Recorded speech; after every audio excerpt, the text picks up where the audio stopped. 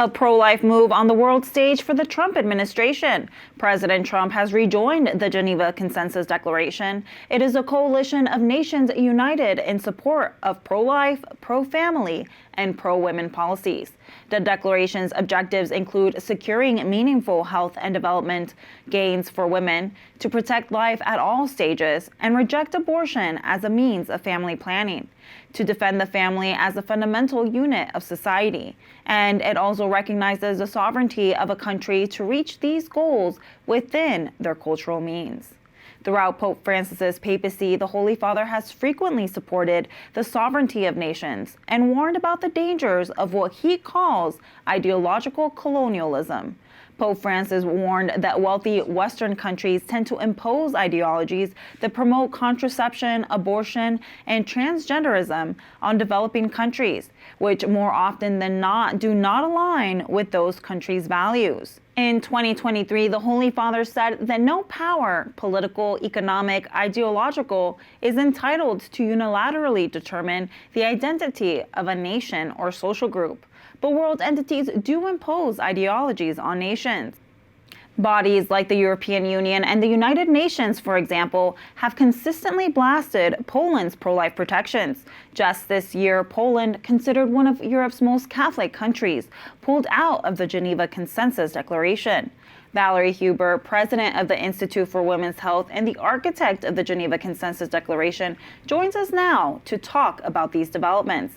Valerie, Poland was one of the first countries to join the Geneva Consensus Declaration, or GCD. The country is very pro-life. Abortion is illegal unless the life of the mother is at risk or in cases of rape. Why do you think they left, and how did you find out?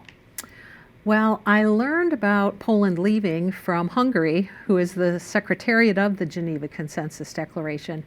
They didn't give the exact reasons for it, but I was reflecting upon what happened under the first Trump administration, where progressive nations and progressive foundations increased their foreign assistance to directly oppose Trump's foreign policy, which moved the United States away from ideological colonialism, and to which progressives are undeterred to push this on countries.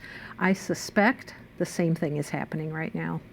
On the flip side, the U.S. has rejoined the GCD. What do you think the impact will be in the U.S. and globally?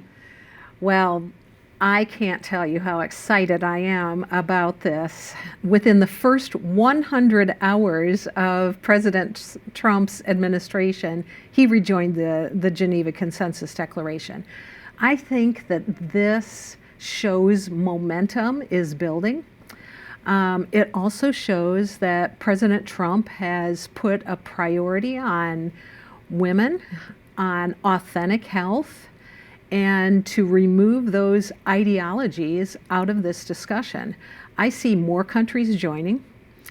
I see more countries that are already in the GCD working together collaboratively so that this coalition is not just names on a paper, but they are actually working together in support of women's health, valuing every life, protecting the family as foundational to society, and standing together to defend one another's sovereignty. We at the Institute have been working for the last 4 years to help keep the Geneva Consensus Declaration not only alive, but growing in anticipation of a day that we are in right now. And we've also been working through a model called Protego to help countries actually implement the commitments they made in the Geneva Consensus Declaration, so that not only do they have the skills and the resources to defend those values,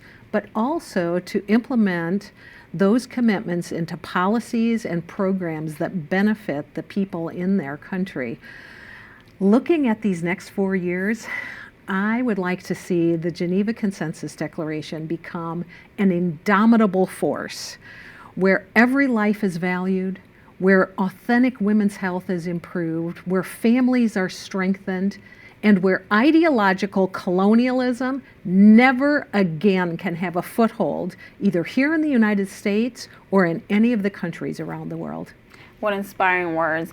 Now, Valerie, do you have any message for Poland?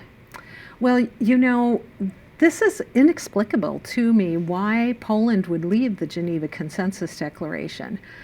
I invite them to reconsider and to rejoin, because the GCD is totally in line with the values of the nation and the values of its people. And I hope that they'll be tuning in and hear your call. Valerie, thank you so much for the work that you've done and that you continue to do. It sounds like this is a great moment of hope and opportunity. So thank you. Absolutely. Thank you.